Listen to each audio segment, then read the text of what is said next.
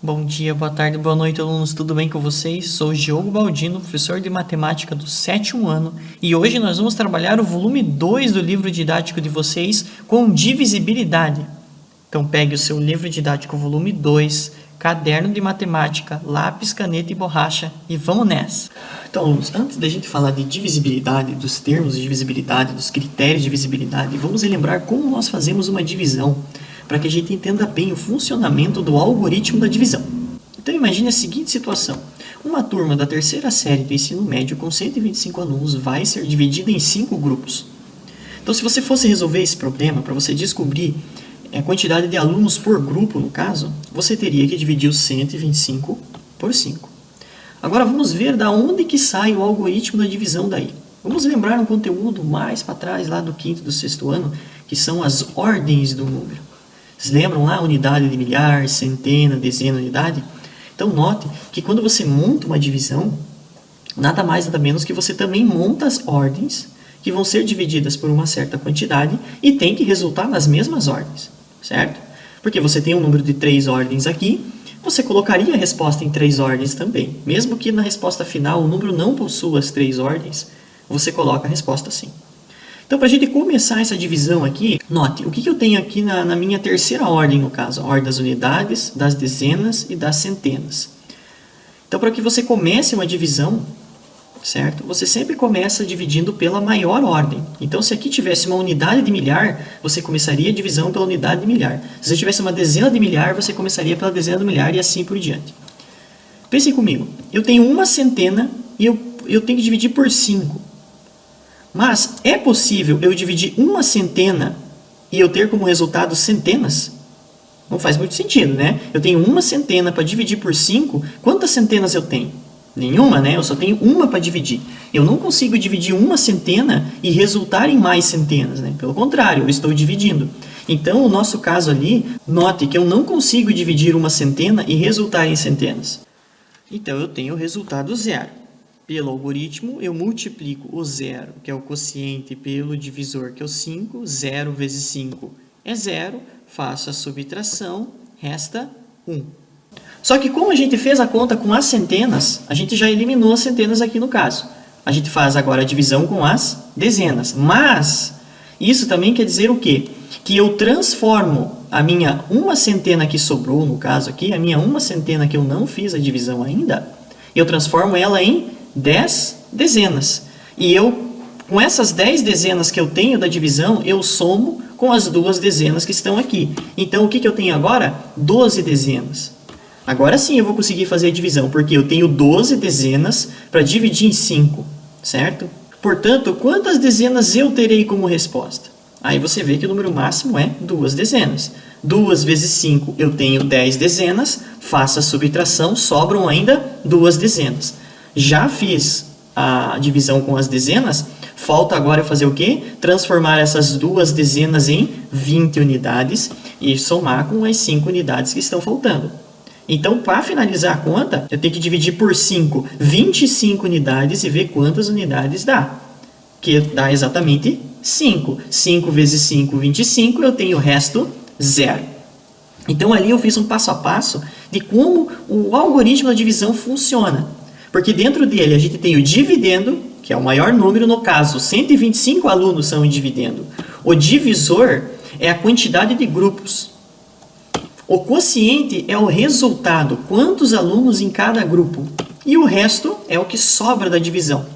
E o nosso foco de estudo da aula de hoje são divisões com o resto zero. Isso significa que a divisão é exata. Página 3 e vocês, nós temos uma definição. Considere 2 números naturais em que a divisão do primeiro pelo segundo é exata, ou seja, o resto é zero e o quociente é um número natural. Assim temos o primeiro número é divisível pelo segundo e o segundo número é divisor do primeiro. Como assim? Olhem lá a nossa divisão, 800 divididos por 25. 800 divididos por 25 é exata, porque o resto é zero. Então, nós temos o dividendo, divisor, quociente e resto. Note, 800 é divisível por 25. Então, 25, que é o número da direita, é divisor de 800. Note também que 800 é um número maior. Então, 800 é múltiplo de 25. Por quê? Não só porque ele é maior, porque nós temos que 800 resulta de uma multiplicação de 25. 25 vezes 32 dá 800. E também 25 e 32 são fatores de 800. Diferentemente quando a divisão não é exata. Quando a divisão não é exata, a gente não tem esses termos aqui porque nós não temos resto zero. Então a gente não diz que 34 é divisor, a gente não diz que ele é fator nem múltiplo, tá? Note também, quando nós temos a divisão exata, o resultado também se torna divisor. Então, analisando o 800, 25 é divisor de 800 e 32 também é divisor de 800. Lá na página 3, temos vários números e a gente tem que verificar quais são divisores de 800. Então, para isso, a gente vai utilizar a calculadora. Com a calculadora em mãos, como a gente vê se o número é divisível ou não? Simplesmente a gente arma a divisão e efetua. Então, eu tenho que fazer 800 dividir por todos esses aqui. 800 divididos por 2 deu 400. Deu um número sem vírgula, então 2 é divisível, pode marcar. Próximo, 800 divididos por 3. Se aparecer o vírgula, o número não é divisível, não marca. 800 divididos por 4. Resultado sem vírgula é divisível, pode marcar o 4. 800 divididos por 10. 80, não tem vírgula, é divisível. 800 divididos por 15. Note, tem vírgula na resposta, o número não é divisível. 800 divididos por 18. Tem vírgula na resposta, o número não é divisível, não marca o 18. 800 divididos por 20. Deu um número inteiro, é divisível, pode marcar o 20. 800 divididos por 25. Note, a resposta deu 32, número sem vírgula, a resposta é divisível então. 800 divididos por 50. Note, número sem vírgula, resposta exata, então é divisível, pode marcar o 50. 800 divididos por 64. 12,5, mesmo que tenha uma casa só, se apresentou vírgula, não é divisível, não pode marcar o 64. E os dois últimos, 800 divididos por 80 é divisível, e também 800 divididos por 100, que dá 8, é divisível.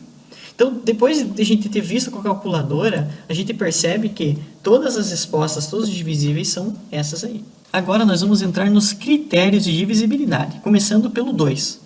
Quando um número é divisível por 2? Quando ele é par. Para um número ser par, ele tem que terminar com 0, 2, 4, 6 ou 8. Então, os múltiplos de 2, consequentemente, são divisíveis por 2, e quando você tem um número qualquer, basta ele terminar com 0, 2, 4, 6 ou 8, que ele se torna divisível por 2. Quando falta a gente colocar um algarismo, bem, qualquer um dos 5 que você colocar, torna esse número divisível por 2.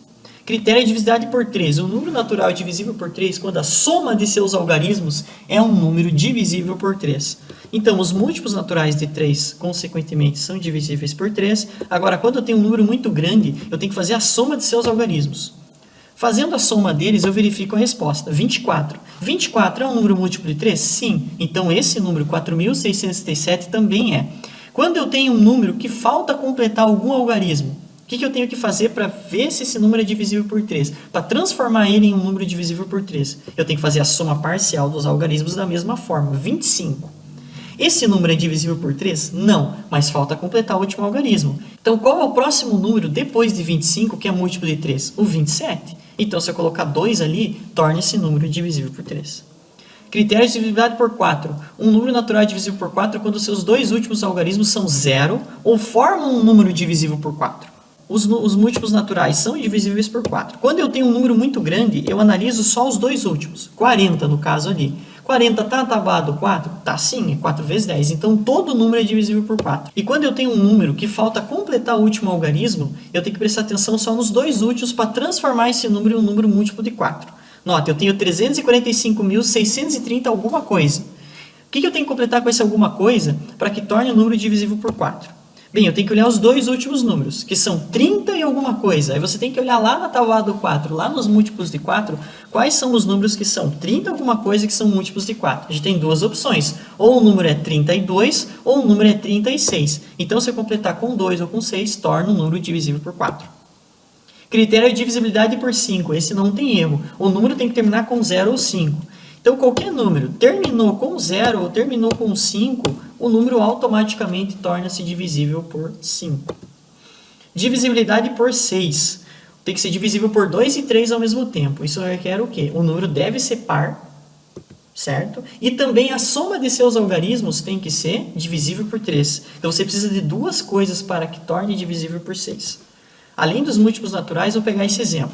1236, ele é par? Sim, ele termina com 6. Vamos fazer a soma dos algarismos dele? Bem, a soma dá 12. 12 está na tábua do 3? Está. Então, a gente tem um número que é par, portanto, divisível por 2. Soma dos algarismos 12, portanto, divisível por 3. Logo, ele é divisível por 6 também. Critério de divisibilidade por 8. Se um número natural é divisível por 8, quando os 3 últimos algarismos são zeros ou formam um número divisível por 8. Ele é bem semelhante à divisibilidade por 4, só que agora você pega os 3 últimos números. Além dos múltiplos naturais, que são pertencentes na tabuada do 8, esse critério é muito útil para números grandes, porque quando o número for pequeno e você não sabe se é divisível por 8 ou não, você vai ter que armar a divisão e ver se dá vírgula ou não. Se a divisão der resto zero, o número é divisível. Então, 1120, para a gente descobrir se 1120 é divisível por 8, a gente só pega os 3 últimos, que é 120.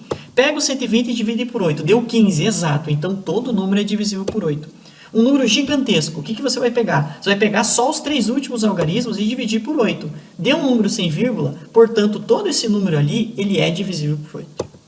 Critério de divisibilidade por 9. O número é divisível por 9 quando a soma de seus algarismos é divisível por 9.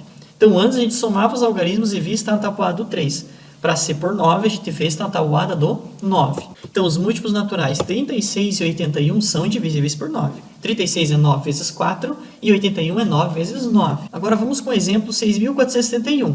Temos que somar os algarismos dele. 6 mais 4 mais 7 mais 1, que dá 18. 18 está na tabuada do 9? Tá, é 9 vezes 2. Portanto, esse número aí é divisível por 9. Critério de divisibilidade por 10. O número ser divisível por 10, ele tem que terminar em 0. Então, independente do número, se ele terminou em 0, ele é divisível por 10.